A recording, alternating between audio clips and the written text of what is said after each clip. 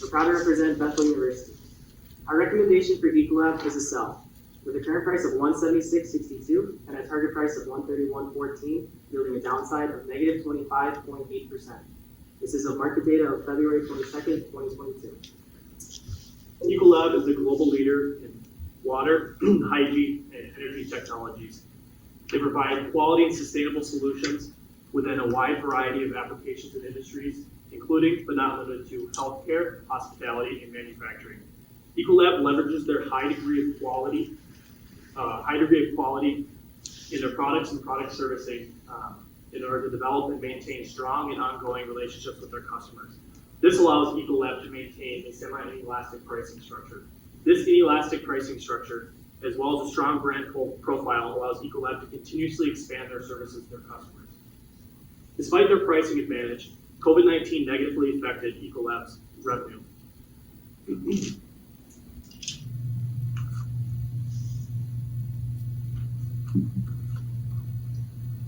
Breaking it down by segment, the global healthcare and life sciences segment was a lone bright spot, posting an overall revenue growth of 21% in 2020. This segment was propped up by major sales growth in both hand and surface disinfectant products used in hospitals, as well as strong demand for biodecontamination units and disinfectant programs used in both pharmaceutical and personal care markets. However, a significantly reduced volume resulting from restricted global economic activity negatively affected Ecolab's other three segments: global industrial, global institutional and specialty, and global and other. This more than offset the segment growth in the global healthcare and life sciences segment. So the pandemic is not the only issue that Ecolab has had to face. They've also had to face competition from very specialized competitors. There are a few competitors that replicate the business model of Ecolab and their specific end markets. Ecolab is a global market leader in enterprise sanitation, and they hold a significant share of the $147 billion addressable market. Some specialized competitors that we came up with were Diversey, Clorox, Rollins, Steris, and Dow Chemical. We chose these based on having one or more similar operating segments to Ecolab. Growth in Ecolab's sector is primarily inorganic. However, there are some demand drivers which help with more organic growth. Some of those demand drivers for Ecolab is future water scarcity, as well as new premium products that they are creating on a daily basis. Ecolab is focused on consumers' carbon footprint through their eROI initiatives, which help in their marketing as well as with other carbon initiatives. And Ecolab leverages their intangible assets with Ecolab Science Certified to promote sustainability in their marketing strategies. Along with COVID and demand drivers, our financial analysis centers on three axes: growth, margins, and investing. Our revenue forecast begins in fiscal year 2022 and moves through 2030, wherein we expect near-term growth of 6 to 8% that will converge towards 2% by 2030.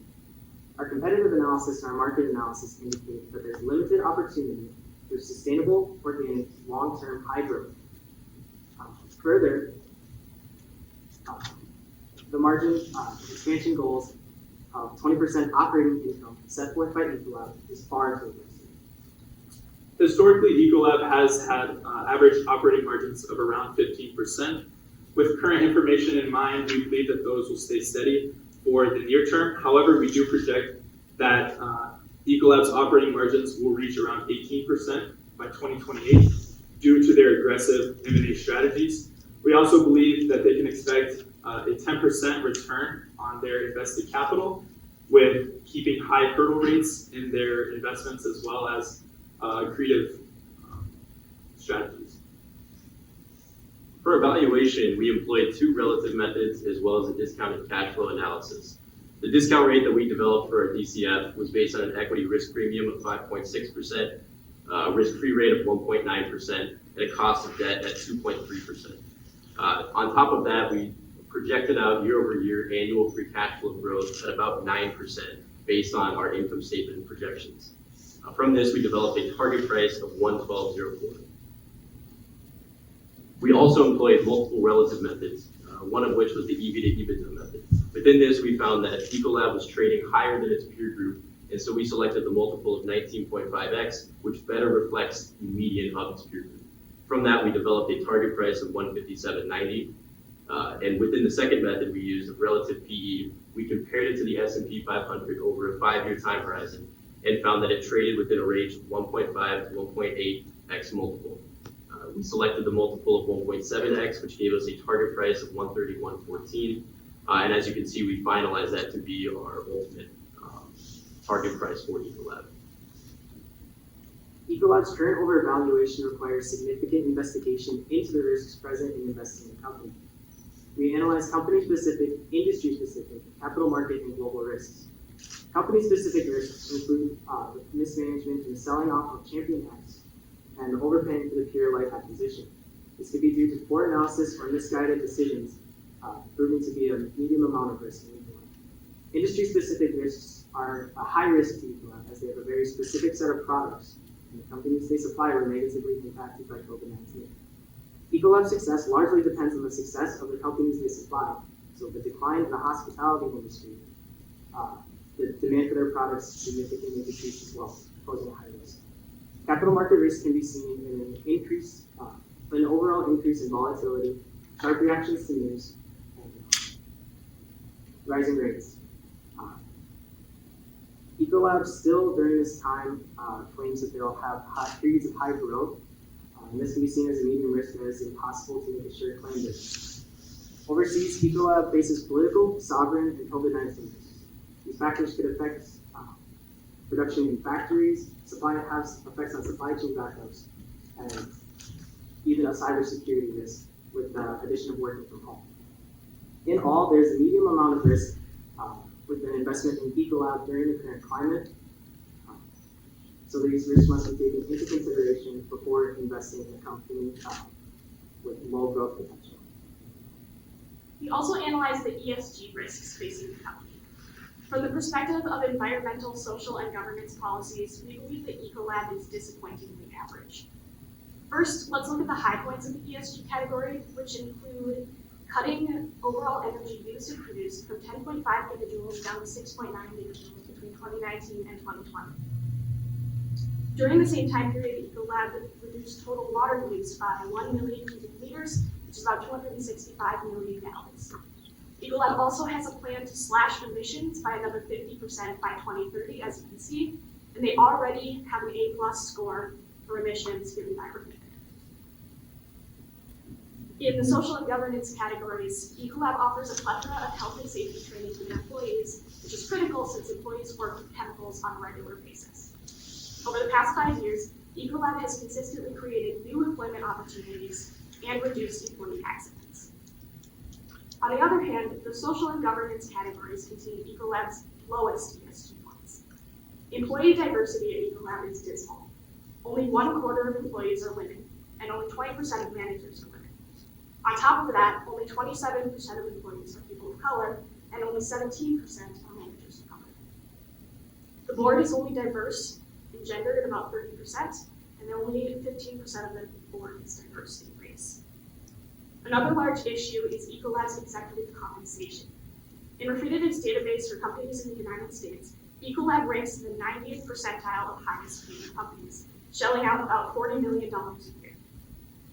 They are also in the 90th percentile of highest paid companies when it comes to their board. Overall, we believe that Ecolab's ESG is too weak to support a buy recommendation from a sustainability perspective. Overall, we believe Ecolab to hold a medium risk as an investment, will struggle to maintain organic growth, needs improvement in their ESG policies, and is overvalued by the market. Therefore, we recommend to sell with a target price of $131.14, representing a downside of 25.8%.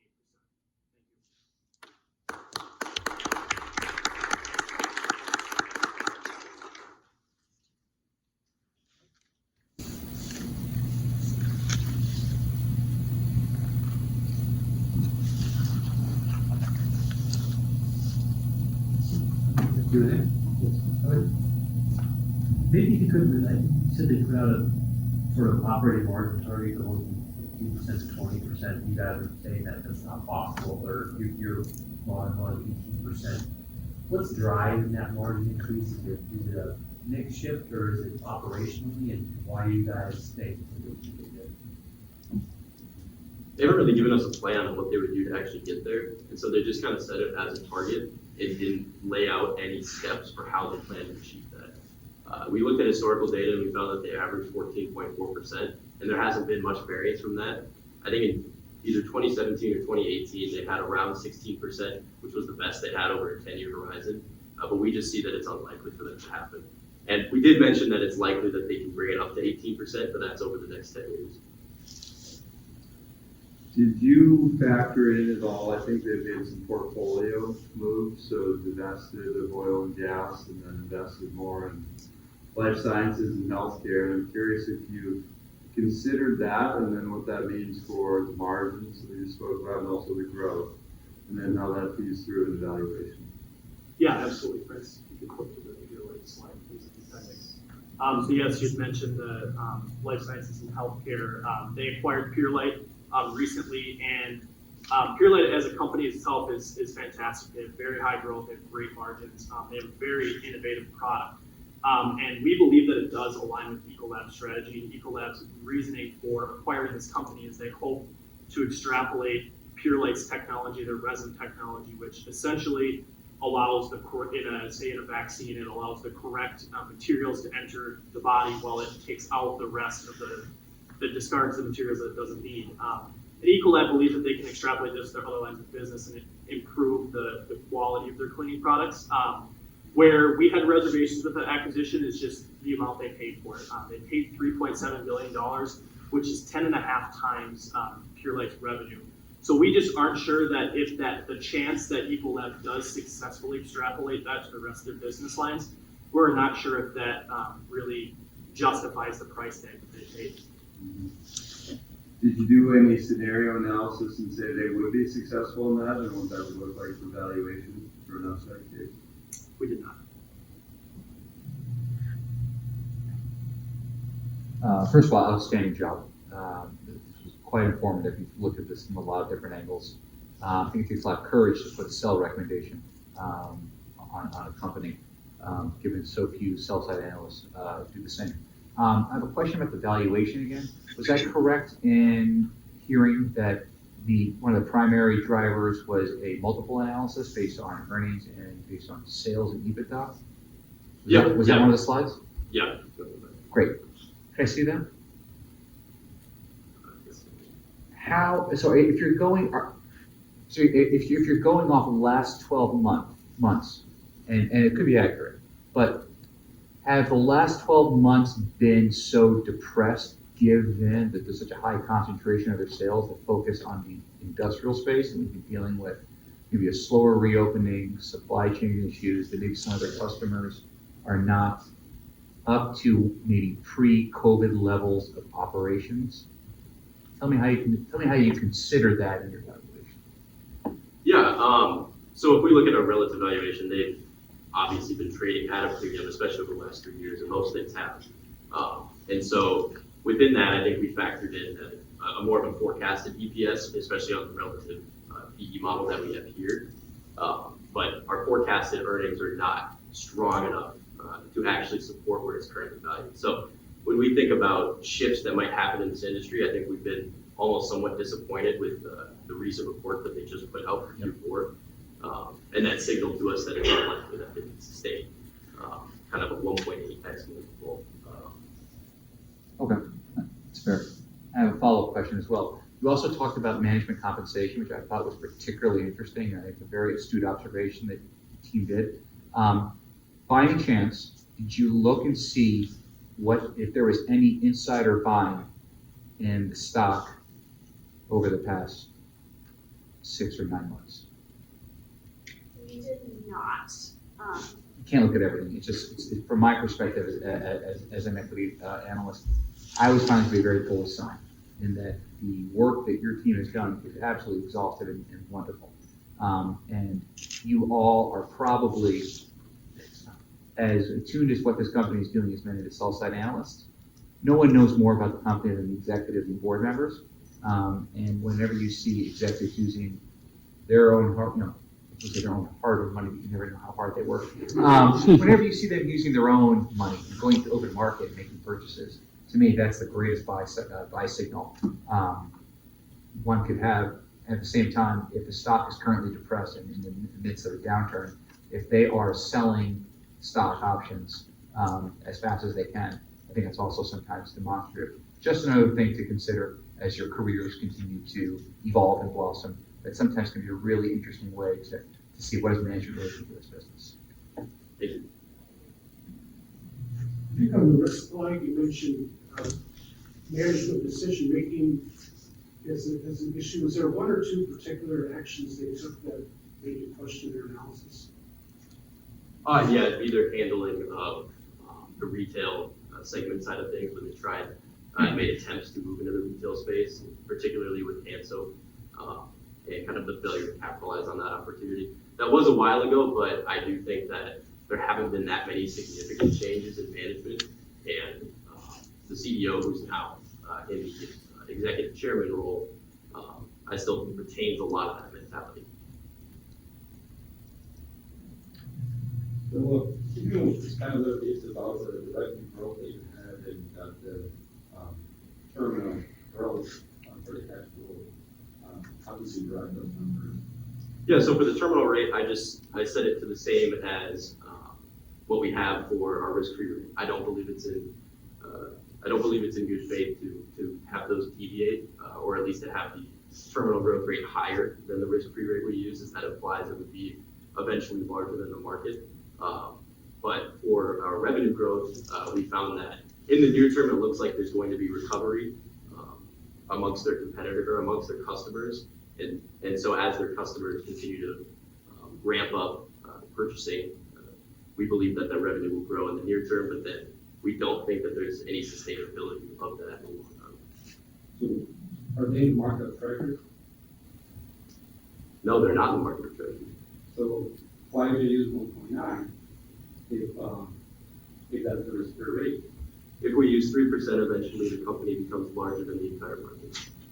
The entire market.